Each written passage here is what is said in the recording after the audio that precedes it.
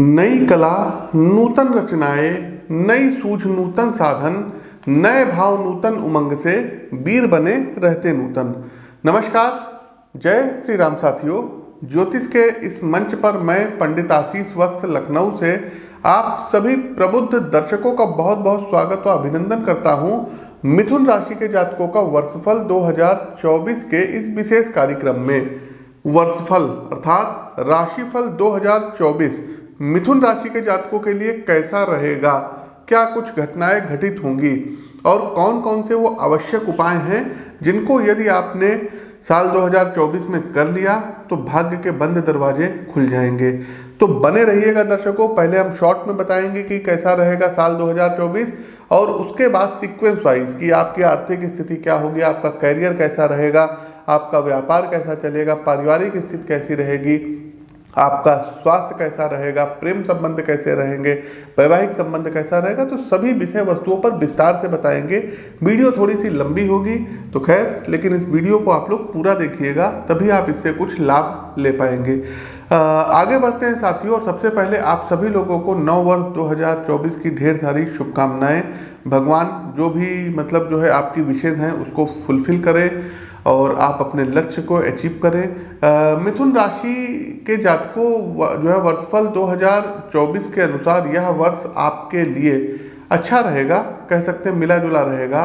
साल की शुरुआत से लेकर के 30 अप्रैल 2024 तक देवगुरु बृहस्पति आपके लाभ भाव अर्थात एकादश भाव से गोचर करेंगे, जिसके चलते आपकी आर्थिक स्थिति, वैवाहिक जीवन काफी अच्छा रहेगा। नौकरी पेशा लोगों की अच्छी प्रगति होने की भी संभावनाएं दिख रही हैं।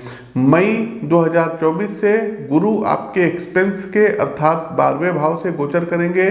इस कालखंड में आपकी आर्थिक स्थिति, वैवाहिक जीवन व आपकी नौकरी में कुछ परेशानियों का सामना करना पड़ सकता है।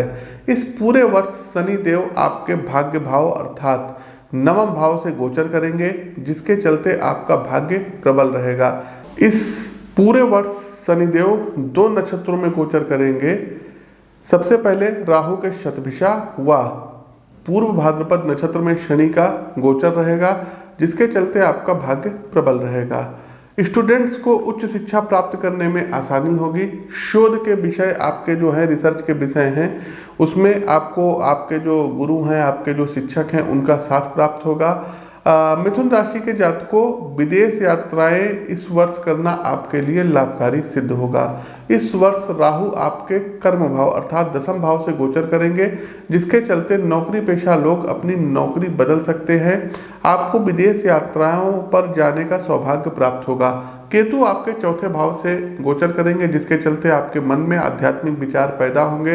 हालांकि इस वर्ष आपकी माता को अपने स्वास्थ्य के प्रति अधिक सतर्क रहने की सितारे सलाह दे रहे हैं। यह वर्ष व्यापारियों के लिए 30 अप्रैल 2024 तक बहुत ही अच्छा रहने वाला है। उसके बाद उन्हें कोई भी बड़ा निवेश करने से थोड़ा सा बचना होगा। साथ ही साथ यदि आप लोग मिथुन राशि के जातक हैं और किसी नए बड़े प्रोजेक्ट पर हाथ डालने जा रहे हैं तो आप लोग आगे बढ़ सकते हैं, लेकिन यदि पार्टनरशिप में करने जा रहे हैं तो एक बार एग्रीमेंट करवा करके तब आगे बढ़िएगा। जो बेरोजगार लोग हैं उनके लिए रोजगार का सृजन होगा। साथ ही साथ बैंकिंग और फाइनेंस सेक्टर में आपको कोई अच्छी जॉब मिल सकती है।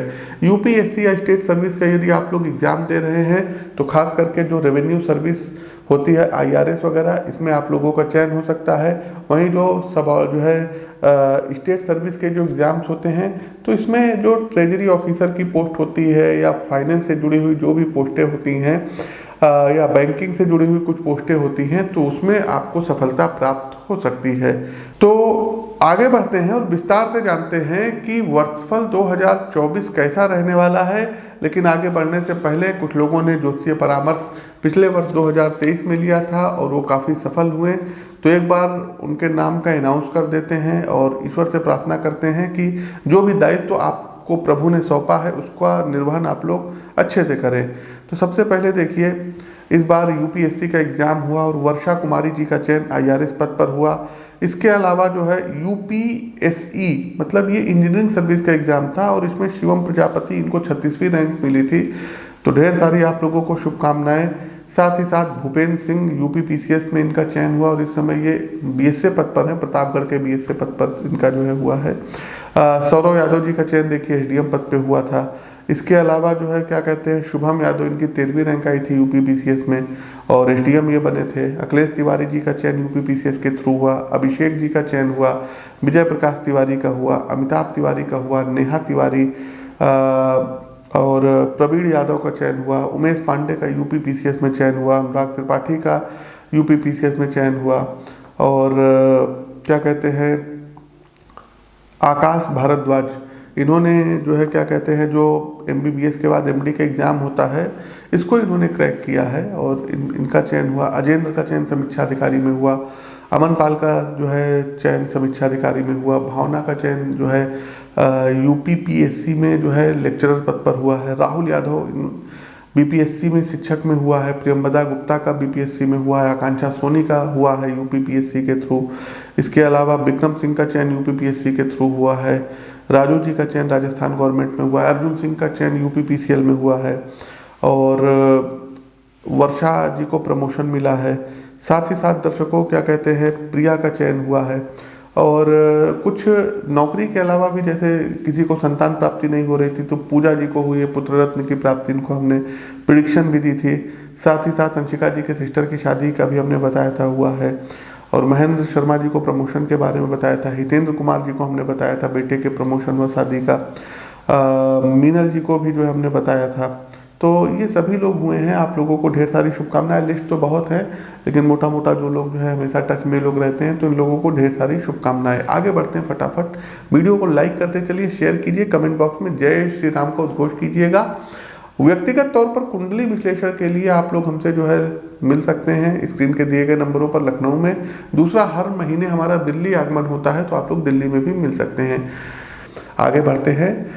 मिथुन राशि के जातकों, वैवाहिक जीवन कैसा रहेगा साल 2024 के लिए? तो मिथुन राशि के जातकों के लिए वर्षफल 2024 की शुरुआत बहुत ही अच्छी रहने वाली है। वर्ष के शुरुआत में ही आपके विवाह होने के ऑलरेडी अब योग बन रहे हैं। यदि आप विवाहित हैं तो वर्ष की शुरुआत कुछ कमजोर हो सकती है। मंगल और सूर्य आपके सप्तम भाव में रहेंगे। भले ही देवगुरु बृहस्पति की नवम दृष्टि जो है 7वें भाव पर पड़ रही है तो ये रिश्तों को बचाए रखेगी, लेकिन सूर्य और मंगल का सप्तम भाव पर प्रभाव जीवन साथी को कुछ आपके उग्र बनाएगा, जिससे बात बात में झगड़ा हो सकता है। उनके स्वास्थ्य में भी गिरावट हो सकती है, इसलिए आपको उनका ध्यान रखना होगा। वर्षफल 2024 के अनुसार मिथुन राशि के जातकों, जनवरी के बाद फरवरी के महीने में आपको अपने ससुराल पक्ष के लोगों से उल्टा सीधा बोलने से बचना होगा, क्योंकि झगड़े की स्थिति बन सकती है। उसके बाद की परिस्थितियां धीरे धीरे अनुकूल होती जाएगी और आप अपने जीवन साथी को ये समझाने में सफल होंगे कि वैवाहिक जीवन में दोनों ही बराबर महत्वपूर्ण है। आप दोनों साथ मिलकर अपने परिवार की जिम्मेदारियों का निर्वहन करेंगे और संतान का लालन पालन करेंगे। अगस्त से अक्टूबर के बीच कई बार आपके जो है बाहर घूमने के योग बन रहे हैं। किसी तीर्थ यात्रा पर जो है मई से लेकर के सितंबर के बीच में भी आप लोग जा सकते हैं। इससे आपको नई ऊर्जा मिलेगी, लेकिन एक दूसरे को पर्याप्त समय दे पाने के कारण रिश्ते में कोई तनाव है तो वो खत्म हो जाएगा और आप खुशी खुशी अपने वैवाहिक जीवन का आनंद लेंगे।